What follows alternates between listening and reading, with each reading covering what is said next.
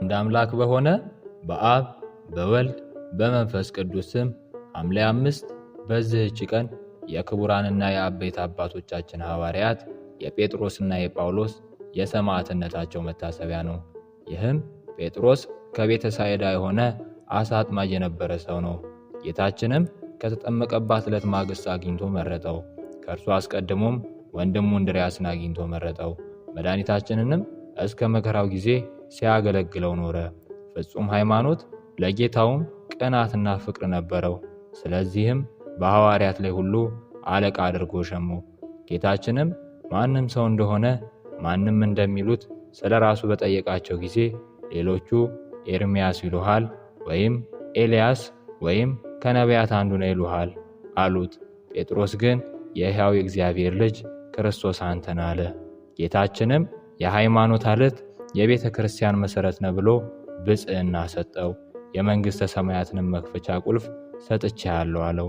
አጽናኝ የሆነ የመንፈስ ቅዱስም ጸጋ ከተቀበለ በኋላ ተናጋሪዎች በሆኑ በዚህ ዓለም ተኩላዎች መካከል ገባ። በውስጣቸውም ክብር ይግባውና በጌታችን በኢየሱስ ክርስቶስ ስም ሰበከ። ቁጥር የሌላቸው ብዙዎችንም አሕዛብ መልሶ የዋሆች ምዕመናን አደረጋቸው።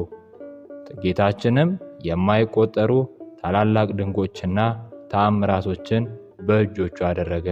ጥቅም ያላቸው 3 መልእክቶችንም ጽፎ ለምዕመናን ላካቸው።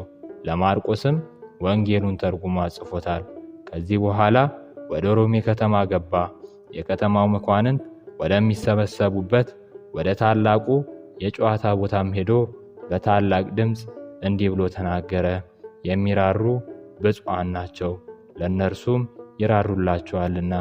የዚህንም ተከታታይ ቃሎች ተናገረ።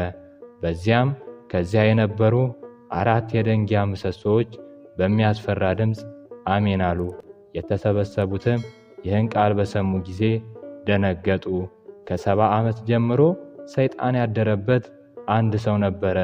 ከነዛ ድንጋዮች ቃልን ስለሰማ ያን ጊዜ ጋኔኑ ጣለው፣ ከእርሱም ወጥቶ ሄደ።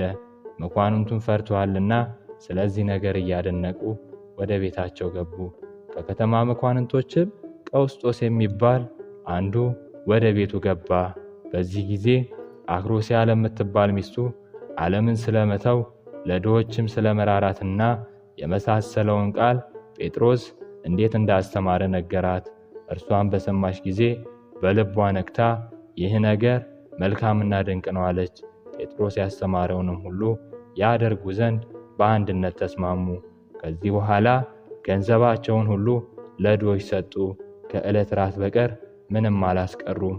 ከጥቂት ቀኖችም በኋላ ንጉሡ ስለ መንግሥት ሥራ ከእርሱ ጋር ለመማከር በቶሎ እንዲደርስ ወደ እርሱ መልእክትን ላከ። ቀውስጦስም ይህን በሰማ ጊዜ ገንዘብ ስላልነበረው ፈርቶ ደነገጠ፣ ተጨነቀም። ምክንያትም አመካኝቶ ይሰወር ዘንድ ከሚስቱ ጋር ተማከረ። እርሷ ግን ምክንያት አታድርግ፣ ነገር ግን ወደ ንጉሡ ሂድ፣ የጴጥሮስ አምላክ ጎዳናህን ያቅናልህ አለችው። እርሱም ነገሯን ተቀብሎ ወደ ንጉሡ ሄደ። በመንገድም ከእግዚአብሔር የታዘዘ ብዙ በረከትን አገኘ። ወደ ንጉሥም ደረሰ። ንጉሥም በደስታና በክብር ተቀበለው። ከ3 ዓመት በኋላም ወደ ቤቱ በተመለሰ ጊዜ ልጆቹ የተመረዘ ውሃ ጠጥተው እነሆ ሙተው ነበር። ሚስቱም ለእርሱ መንገርን ፈራች። ብዙ ምሳሌዎችንም ከመሰለችለት በኋላ ነገረችው። በሰማ ጊዜ እጅግ አዝኖ አለቀሰ። ሚስቱም እንዲህ አለችው፣ ጌታዬ ሆይ ልባችን የሚጽናናበት እርሱ ያደርግልናል። የጴጥሮስን ፈጣሪ እግዚአብሔርን እንለምነው። ሊጸልዩም በጀመሩ ጊዜ ቀውስጦስና አክሮስያ ሆይ የደቀ መዝሙሬ የጴጥሮስን ቃል ስለሰማችሁና ስለተቀበላችሁ ስለዚህ ልጆቻችሁን በሕይወታቸው ሰጣችኋለሁ የሚል ቃልን ከሰማይ ሰሙ። ያን ጊዜም ልጆቻቸው ድነው ተነሱ። ቀውስጦስና ሚስቱም ደስ አላቸው፣ የተመሰገነ እግዚአብሔርንም አመሰገኑት። እኚህም ከሞት የተነሱ ልጆች ለቅዱስ ጴጥሮስ ደቀ መዝሙሮች ሆኑ። የአንዱ ስም ቀለሜንጦስ ነው። እርሱም ቅዱስ ጴጥሮስ ያየውና ጌታችን በሥጋ ወደ ሰማይ በሚያርግ ጊዜ የተገለጠለትን ምስጢር ሁሉ የነገረው ነው። ሰዎች ሊያያቸው የማይገባቸውን መጻሕፍትም አስረከበው። ይህንም ቀለሜንጦስን ሊቀ ጵጵስና ወንድሙንም ዲቁና ሾማቸው። ከዚህ በኋላ ዳግመኛ ቅዱስ ጴጥሮስ አምላክን የወለደች የንጽሕት ድንግል ማርያም ክብሯን በምሳሌ አየ። በቀስት አምሳል ደመናን አይቷልና በላዩም የብርሃን ድንኳን ነበረ። በድንኳኑም ውስጥ አምላክን የወለደች ቅድስት ድንግል ማርያም ተቀምጣለች። በእጆቿ ውስጥ የነበልባል ጦሮችና ሰይፎችን የያዙ መላእክትና የመላእክት አለቆች በዙሪያዋ ነበሩ። እንዲህም እያሉ ያመሰግኗት ነበር። ከእርሷ የድኅነት ፍሬ የተገኘች የሰመረች የወይን ተክል አንቺ ነሽ። ማኅፀንሽ የእግዚአብሔርን በግ የተሸከመ ንጽሕት አዳራሽ አንቺ ነሽ። ሁለተኛም እንዲሏት ነበረ፣ የብርሃን እናቱ ሆይ፣ የምሕረት መገኛ ሆይ ደስ ይበልሽ። የአማልክት አምላክ የፍጥረት ሁሉ ጌታ የሆነ የመድህን ዙፋን ሆይ ደስ ይበልሽ። ክብርና ምስጋና የተመላሽ የፍጥረት ሁሉ እመቤት ሆይ ደስ ይበልሽ።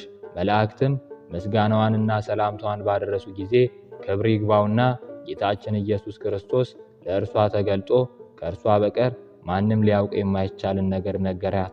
ወዲያውኑም ምድር ተናወጸች፣ ሊነገር የማይቻል ሚስጥራትም ገለጠላት። ከዚህ በኋላ መድኃኒታችን በአገር ሁሉ ቅዱስ ወንጌልን ይሰብክ ዘንድ ጴጥሮስን አዘዘው። ጴጥሮስም ወጥቶ ሄደ። ኢዮጴ ወደምትባል የባህር ዳርቻና ልድያ ወደምትባል አገር ደረሰ።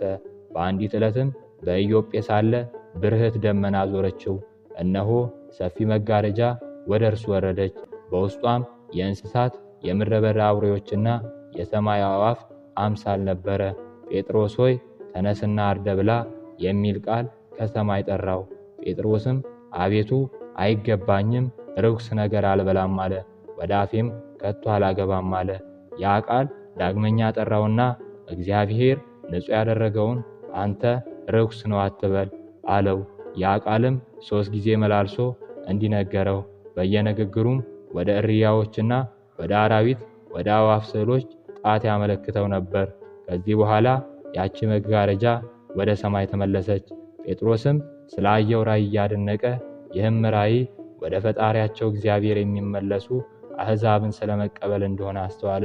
ለወንድሞቹም ሐዋርያትም አሕዛብ የእግዚአብሔርን ቃል እንደተቀበሉ የመቶ አለቃ ቆርኔሌዎስንም ከወገኖቹ ጋር እንዳጠመቀው ነገራቸው። ከዚህ በኋላ ጴጥሮስ ከዮሐንስ ጋር ጌታችን እንዳዛቸው ወደ አንጾኪያ ከተማ ገቡ። የአገሪቱንም ሁኔታ ይጠይቅ ዘንድ ጴጥሮስ ዮሐንስን ላከው። ሰዎችንም አግኝቶ ክፉ ነገርን ተናገሩት፣ ሊገድሉትም ፈለጉ። እያለቀሰም ተመለሰ። ሰውነቱም ተበሳጨች። ጴጥሮስንም አለው፣ አባቴ ሆይ የእኚህ ጎስቋሎች ክፋታቸው እንዲህ ከሆነ ወደ ነገሥታቱና ወደ መኳንንቱ ገብተን በጌታችን ስም በሰበክን ጊዜ ምን እንሆን እንዴ? እንዴትስ ሃይማኖትን እናስተምራለን? ቅዱስ ጴጥሮስም ወዳጄ ሆይ የሕያውን ቀን መንገድ በአንድ ሌሊት ያመጣን እርሱ ሥራችንን መልካም ያደርግልናልና አትፍራ፣ አትዘንም አለው። ከዚህ በኋላም ወደ ከተማ መካከል ገብተው ክብር ይግባውና በጌታችን ስም ሰበኩ። የከተማው ሰዎችና የጣዖታቱ አገልጋዮች በእነርሱ ላይ ተሰበሰቡ። ታላላቅ ድብደባ ደበደቧቸው፣ አጎሳቆሏቸውም። ግማሽ የራስ ጠጉራቸውንም ላይተው ተዘባበቱባቸው። አስረውም በግንብ ውስጥ ጣሏቸው። ከዚህ በኋላ ተነስተው ይረዳቸው ዘንድ ወደ እግዚአብሔር ጸለዩ።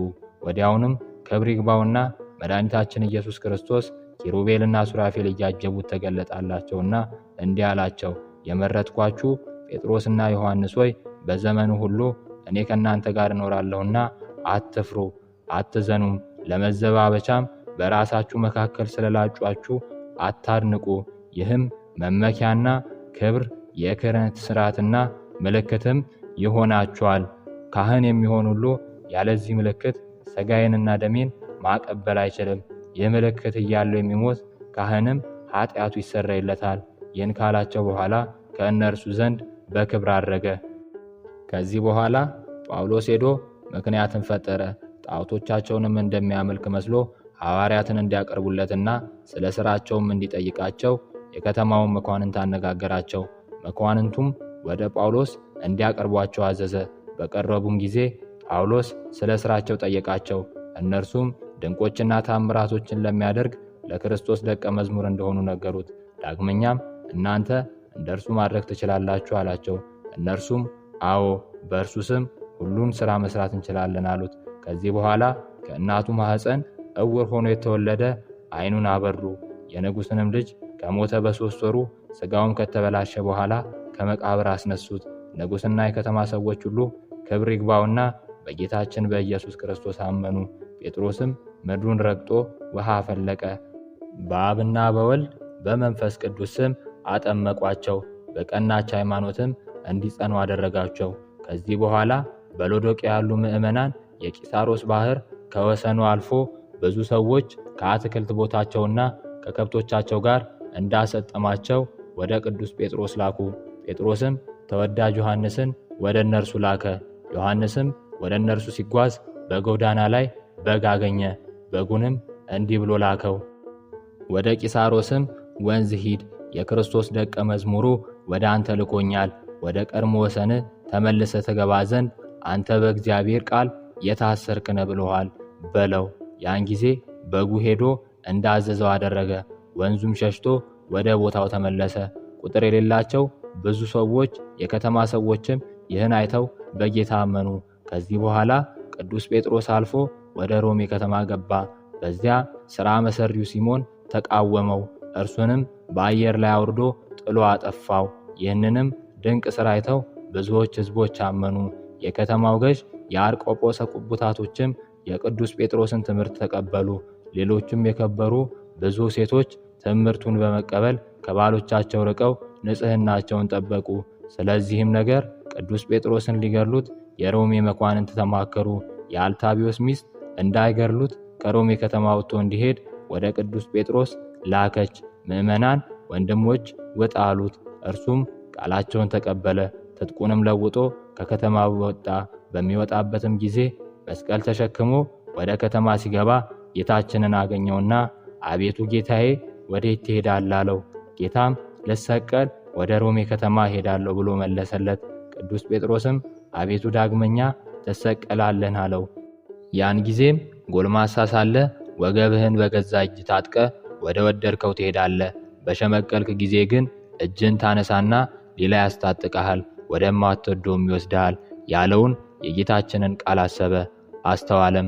ያን ጊዜም ወደ ከተማው ተመልሶ ክብር ይግባውና ከጌታችን ከኢየሱስ ክርስቶስ የሆነውን ለወንድሞቹ ነገራቸው። እነርሱም እጅግ አዘኑ።